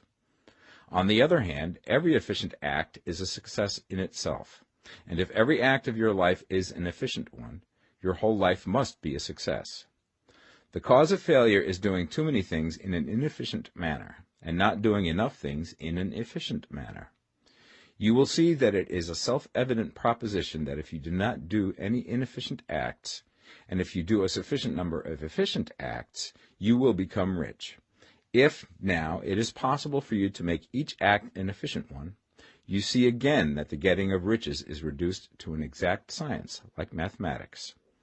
The matter turns, then, on the questions whether you can make each separate act a success in itself, and this you certainly can do. You can make each act a success because all power is working with you, and all power cannot fail. Power is at your service, and to make each act efficient, you have only to put power into it. Every action is either strong or weak, and when everyone is strong, you are acting in a certain way, which will make you rich. Every act can be made strong and efficient by holding your vision while you are doing it, and putting the whole power of your faith and purpose into it. It is at this point that the people fail who separate mental power from personal action. They use the power of the mind in one place and at one time, and they act in another place at another time. So their acts are not successful in themselves. Too many of them are inefficient. But if all power goes into every act, no matter how commonplace, every act will be a success in itself. And as in the nature of things, every success opens the way to other successes, your progress towards what you want and the progress of what you want toward you will become increasingly rapid. Remember that successful action is cumulative in its results, since the desire for more life is inherent in all things. When a man begins to move towards larger life, more things attach themselves to him, and the influence of his desire is multiplied. Do, every day, all that you can do that day, and do each act in an efficient manner. In saying that you must hold your vision while you are doing each act, however trivial or commonplace, I do not mean to say that it is necessary at all times to see the vision distinctly to its smallest details. It should be the work of your leisure hours to use your imagination on the details of your vision, and to contemplate them until they are firmly fixed upon memory. If you wish speedy results, spend practically all your spare time in this practice. By continuous contemplation you will get the picture of what you want, even to the smallest details, so firmly fixed upon your mind and so completely transferred to the mind of formless substance, that in your working hours you need only to mentally refer to the picture to stimulate your faith and purpose, and cause your best effort to be put forth. Contemplate your picture in your leisure hours until your consciousness is so full of it that you can grasp it instantly. You will become so enthused with its bright promises that the mere thought of it will call forth the strongest energies of your whole being. Let us again repeat our syllabus, and by slightly changing the closing statements, bring it to the point we have now reached. There is a thinking stuff from which all things are made, and which, in its original state, permeates, penetrates, and fills the interspaces of the universe. A thought in this substance produces the thing that is imaged by the thought. Man can form things in his thought, and, by impressing his thought upon formless substance, can cause the thing he thinks about to be created. In order to do this, man must pass from competitive to the creative mind.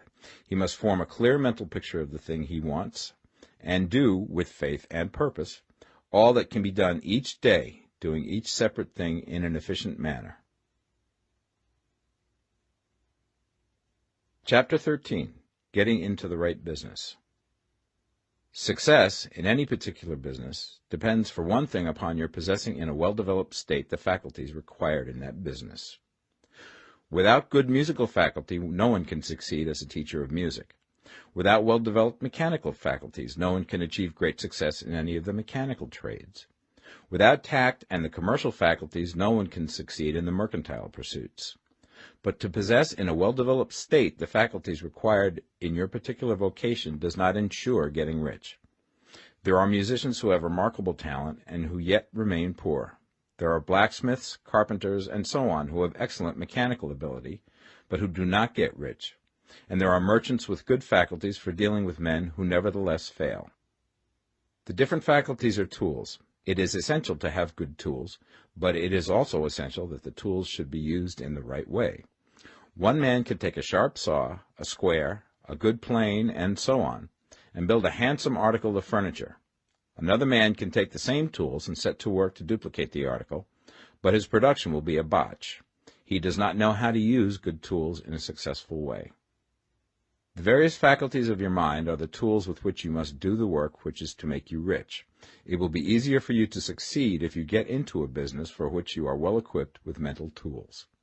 Generally speaking, you will do best in that business which will use your strongest faculties, the one for which you are naturally best fitted. But there are limitations to this statement also.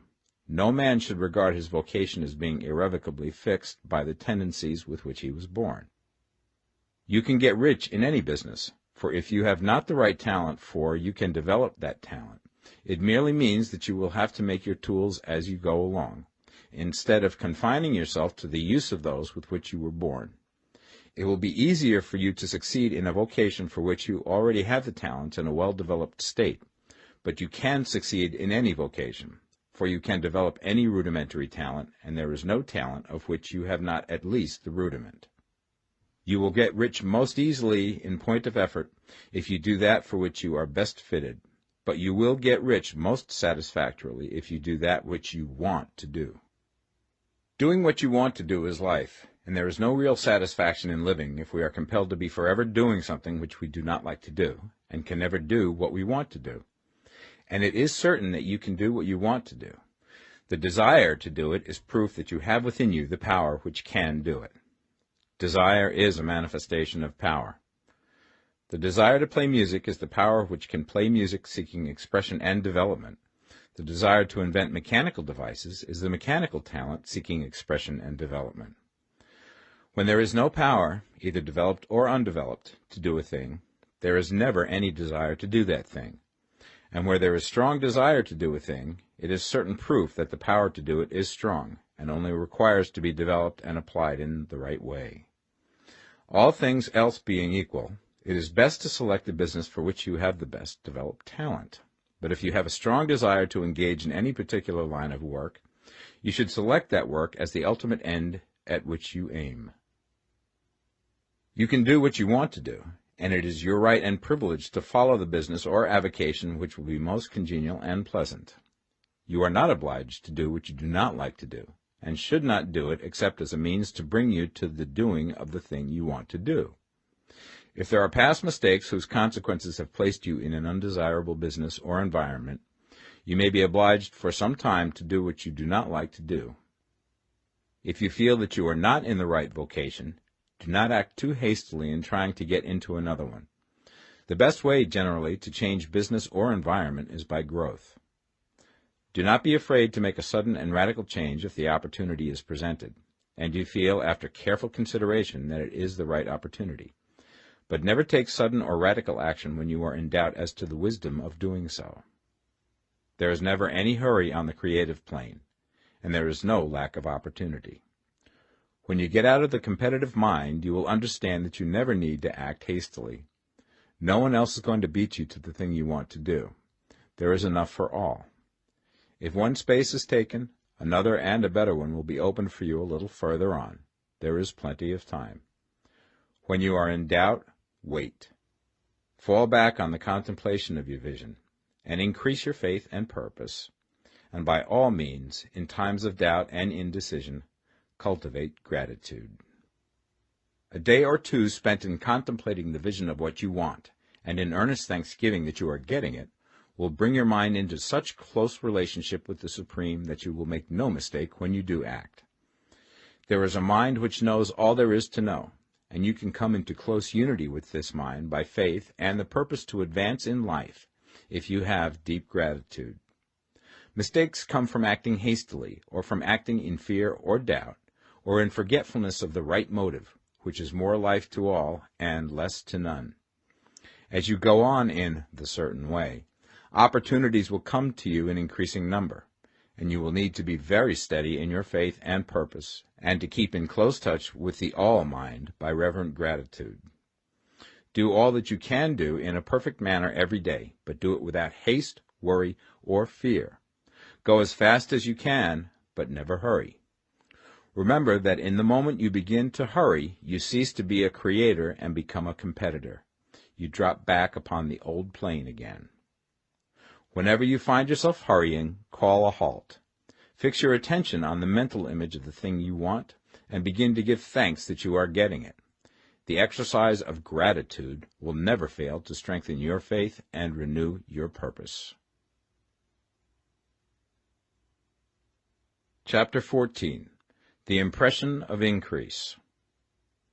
Whether you change your vocation or not, your actions for the present must be those pertaining to the business in which you are now engaged. You can get into the business you want by making constructive use of the business you are already established in, by doing your daily work in a certain way. And in so far as your business consists in dealing with other men, whether personally or by letter, the key thought of all your efforts must be to convey to their minds the impression of increase. Increase is what all men and women are seeking. It is the urge of the formless intelligence within them, seeking fuller expression. The desire for increase is inherent in all nature. It is the fundamental impulse of the universe. All human activities are based on the desire for increase. People are seeking more food, more clothes, better shelter, more luxury, more beauty, more knowledge, more pleasure. Increase in something, more life.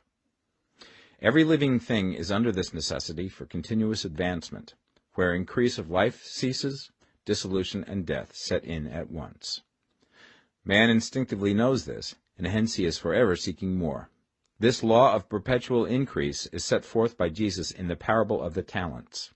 Only those who gain more retain any. From him who hath not shall be taken away even that which he hath. The normal desire for increased wealth is not an evil or a reprehensible thing. It is simply the desire for more abundant life. It is aspiration. And because it is the deepest instinct of their natures, all men and women are attracted to him who can give them more of the means of life. In following the certain way, you are getting continuous increase for yourself, and you are giving it to all with whom you deal. You are a creative center from which increase is given off to all. Be sure of this, and convey assurance of the fact to every man, woman, and child with whom you come in contact. No matter how small the transaction, even if it be only the selling of a stick of candy to a little child, put into it the thought of increase, and make sure that the customer is impressed with the thought.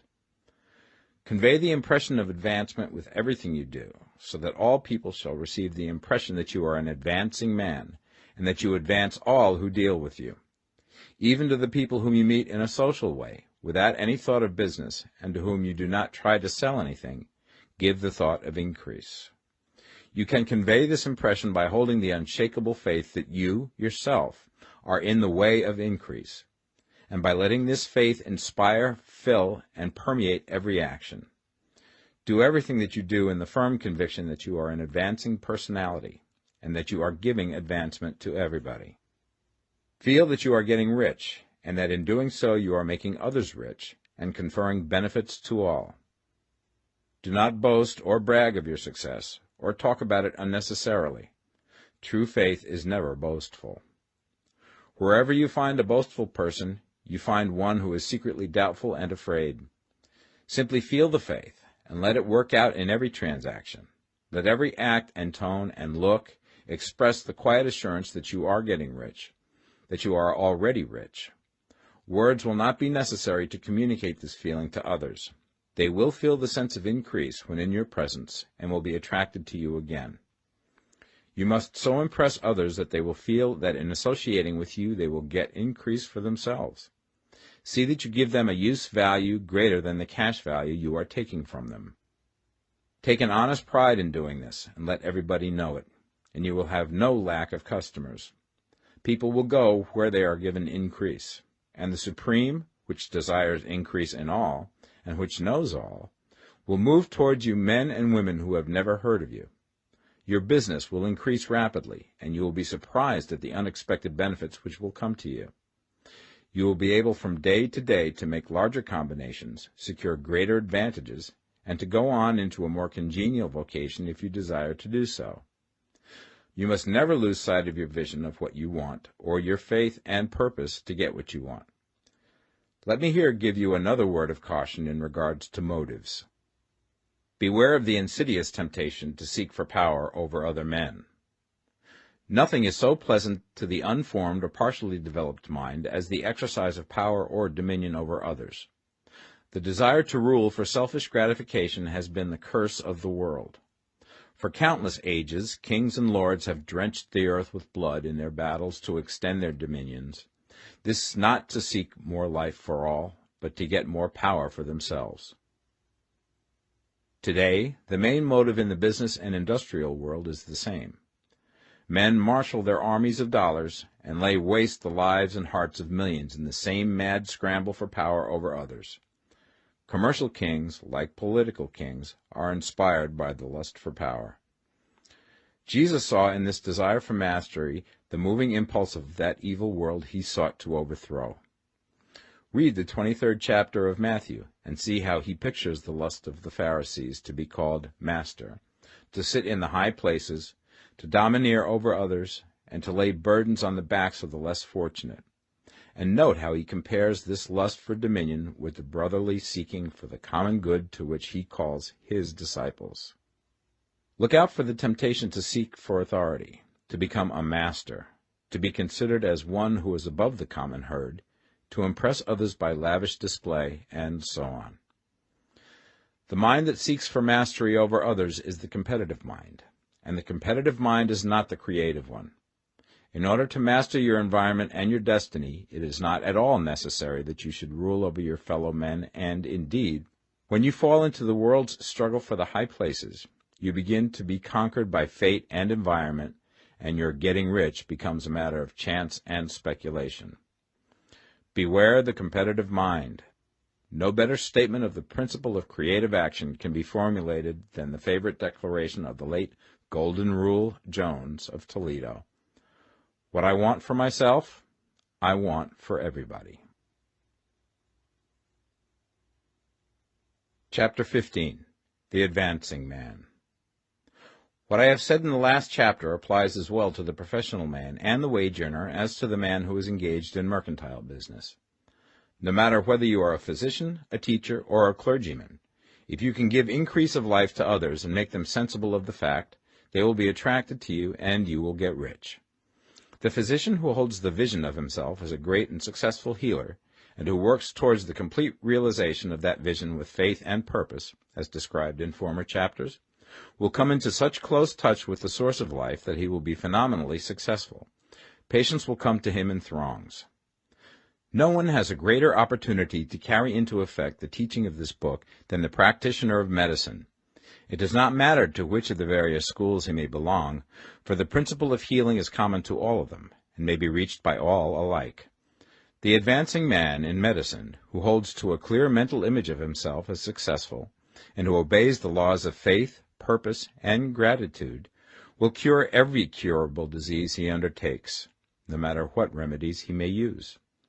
In the field of religion, the world cries out for the clergyman who can teach his hearers the true science of abundant life. He who masters the details of the science of getting rich, together with the allied sciences of being well, of being great, and of winning love, and who teaches these details from the pulpit, will never lack for a congregation. This is the gospel that the world needs. It will give increase of life, and men will hear it gladly, and will give liberal support to the man who brings it to them. What is now needed is a demonstration of the science of life from the pulpit. We want preachers who can not only tell us how, but who, in their own persons, will show us how. We need the preacher who will himself be rich, healthy, great, and beloved, to teach us how to attain to these things, and when he comes he will find a numerous and loyal following. The same is true of the teacher who can inspire the children with the faith and purpose of the advancing life. He will never be out of a job. And any teacher who has this faith and purpose can give it to his pupils. He cannot help giving it to them if it is part of his own life and practice. What is true of the teacher, preacher, and physician is true of the lawyer, dentist, real estate man, insurance agent, of everybody. The combined mental and personal action I have described is infallible. It cannot fail. Every man and woman who follows these instructions steadily, perseveringly, and to the letter, will get rich. The law of the increase of life is as mathematically certain in its operation as the law of gravitation. Getting rich is an exact science. The wage earner will find this as true of his case as of any others mentioned. Do not feel that you have no chance to get rich because you are working where there is no visible opportunity for advancement, where wages are small and the cost of living high. Form your clear mental vision of what you want and begin to act with faith and purpose. Do the work that you can do every day and do each piece of work in a perfectly successful manner. Put the power of success and the purpose to get rich into everything that you do. But do not do this merely with the idea of currying favor with your employer in the hopes that he or those above you will see your good work and advance you. It is not likely that they will do so. The man who is merely a good workman, filling his place to the very best of his ability, and satisfied with that, is valuable to his employer, and it is not to the employer's interest to promote him. He is worth more where he is. To secure advancement, something more is necessary than to be too large for your place. The man who is certain to advance is the one who is too big for his place, and who has a clear concept of what he wants to be, who knows that he can become what he wants to be, and who is determined to be what he wants to be. Do not try to more than fill your present place with a view to pleasing your employer. Do it with the idea of advancing yourself. Hold the faith and purpose of increase during work hours, after work hours, and before work hours. Hold it in such a way that every person who comes in contact with you, whether foreman, fellow workman, or social acquaintance, will feel the power of purpose radiating from you, so that everyone will get the sense of advancement and increase from you. Men will be attracted to you, and if there is no possibility for advancement in your present job, you will very soon see an opportunity to take another job. There is a power which never fails to present opportunity to the advancing man who is moving in obedience to law. God cannot help helping you if you act in a certain way. He must do so in order to help himself. There is nothing in your circumstances or in the industrial situation that can keep you down. If you cannot get rich working for the Steel Trust, you can get rich on a 10-acre farm. And if you begin to move in the certain way, you will certainly escape from the clutches of the Steel Trust and get on to the farm or wherever else you wish to be. If a few thousands of its employees would enter upon the certain way, the Steel Trust would soon be in a bad plight. It would have to give its working men more opportunity or go out of business. Nobody has to work for a trust. The trusts can keep men in so-called hopeless conditions only so long as there are men who are too ignorant to know of the science of getting rich, or too intellectually slothful to practice it. Begin this way of thinking and acting, and your faith and purpose will make you quick to see any opportunity to better your condition. Such opportunities will speedily come, for the Supreme, working in all and working for you, will bring them before you. Do not wait for an opportunity to be all that you want to be. When an opportunity to be more than you are now is presented, and you feel impelled toward it, take it. It will be the first step towards a greater opportunity. There is no such thing possible in this universe as a lack of opportunities for the man who is living the advancing life. It is inherent in the constitution of the cosmos that all things shall be for him and work together for his good, and he must certainly get rich if he acts and thinks in a certain way. So let wage-earning men and women study this book with great care, and enter with confidence upon the course of action it prescribes. It will not fail. Chapter 16. Some Cautions and Concluding Observations. Many people will scoff at the idea that there is an exact science of getting rich. Holding the impression that the supply of wealth is limited, they will insist that social and governmental institutions must be changed before even any considerable number of people can acquire a competence. But this is not true. It is true that existing governments keep the masses in poverty, but this is because the masses do not think and act in the certain way. If the masses begin to move forward as suggested in this book, neither governments nor industrial systems can check them. All systems must be modified to accommodate the forward movement.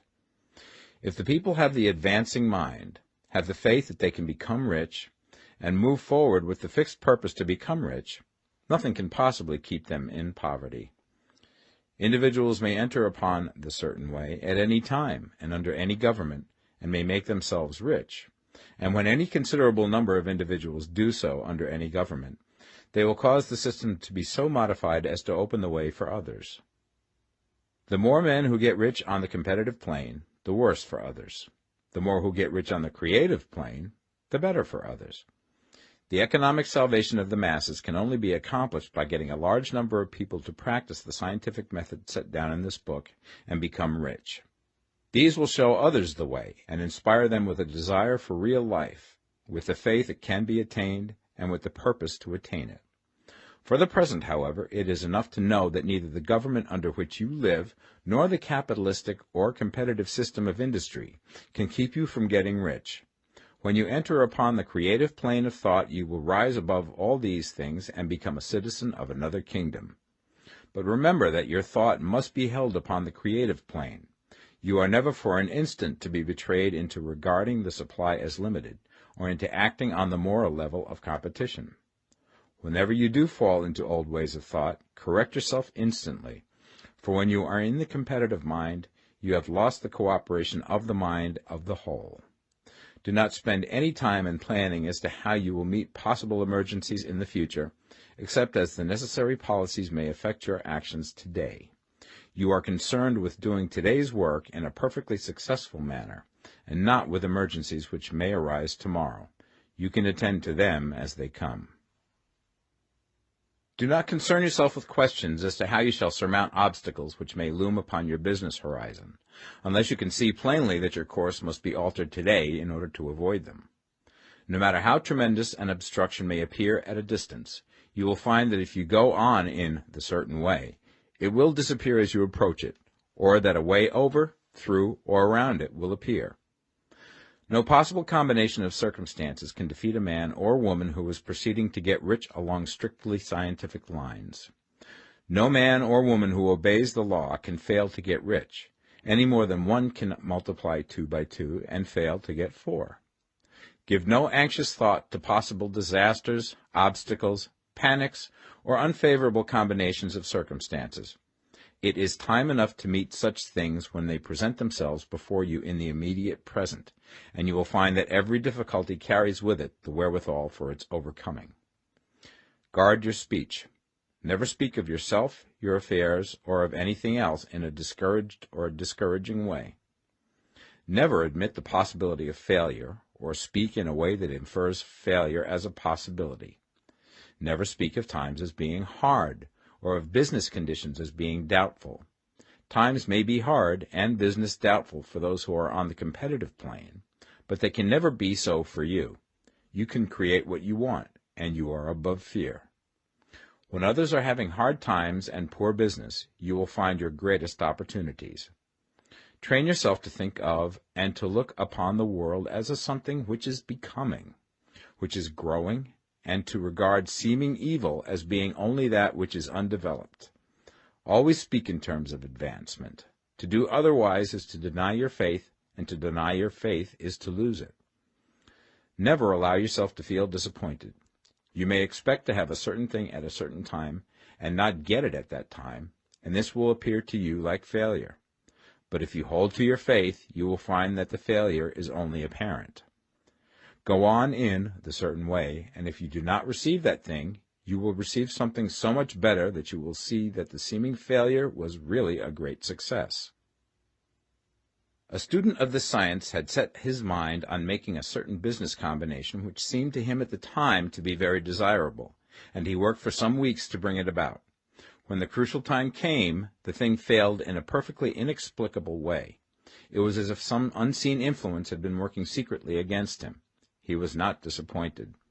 On the contrary, he thanked God that his desire had been overruled, and went steadily on with a grateful mind. In a few weeks an opportunity so much better came his way that he would not have made the first deal on any account, and he saw that a mind which knew more than he knew had prevented him from losing the greater good by entangling himself with the lesser.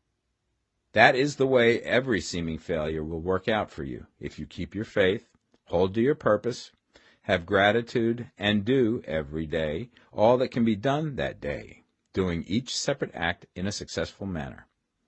When you make a failure, it is because you have not asked for enough.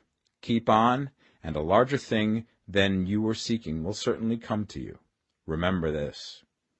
You will not fail because you lack the necessary talent to do what you wish to do. If you go on as I have directed, you will develop all the talent that is necessary to the doing of your work. It is not within the scope of this book to deal with the science of cultivating talent, but it is as certain and simple as the process of getting rich. However, do not hesitate or waver for fear that when you come to any certain place you will fail for lack of ability. Keep right on, and when you come to that place, the ability will be furnished to you.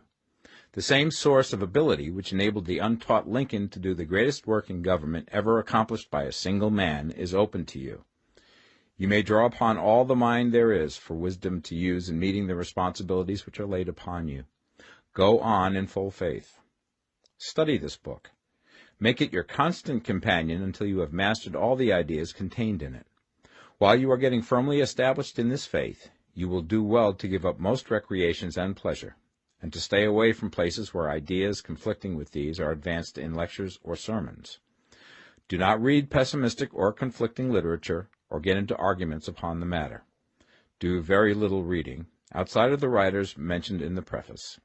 Spend most of your leisure time in contemplating your vision, and in cultivating gratitude, and in reading this book. It contains all you need to know of the science of getting rich, and you will find all the essentials summed up in the following chapter. Chapter 17. Summary of the Science of Getting Rich. There is a thinking stuff from which all things are made, and which, in its original state, permeates, penetrates, and fills the interspaces of the universe. A thought in this substance produces the thing that is imaged by the thought. Man can form things in his thought, and by impressing his thought upon formless substance can cause the thing he thinks about to be created. In order to do this, man must pass from the competitive to the creative mind, otherwise he cannot be in harmony with the formless intelligence, which is always creative and never competitive in spirit. Man may come into full harmony with the formless substance by entertaining a lively and sincere gratitude for the blessings it bestows upon him. Gratitude unifies the mind of man with the intelligence of substance, so that man's thoughts are received by the formless. Man can remain upon the creative plane only by uniting himself with the formless intelligence through a deep and continuing feeling of gratitude. Man must form a clear and definite mental image of the things he wishes to have, to do, or to become, and he must hold this mental image in his thoughts, while being deeply grateful to the Supreme that all his desires are granted to him. The man who wishes to get rich must spend his leisure hours in contemplating his vision, and in earnest thanksgiving that the reality is being given to him. Too much stress cannot be laid on the importance of frequent contemplation of the mental image, coupled with unwavering faith and devout gratitude. This is the process by which the impression is given to the formless, and the creative forces set in motion. The creative energy works through the established channels of natural growth, and of the industry and social order. All that is included in his mental image will surely be brought to the man who follows the instructions given above, and whose faith does not waver. What he wants will come to him through the ways of established trade and commerce. In order to receive his own when it shall come to him, man must be active, and this activity can only consist in more than filling his present place. He must keep in mind the purpose to get rich through the realization of his mental image. and he must do every day all that can be done that day, taking care to do each act in a successful manner. He must give to every man a use value in excess of the cash value he receives, so that each transaction makes for more life, and he must so hold the advancing thought that the impression of increase will be communicated to all with whom he comes in contact. The men and women who practice the foregoing instructions will certainly get rich, and the riches they receive will be in exact proportion to the definiteness of their vision, the fixity of their purpose, the steadiness of their faith, and the depth of their gratitude.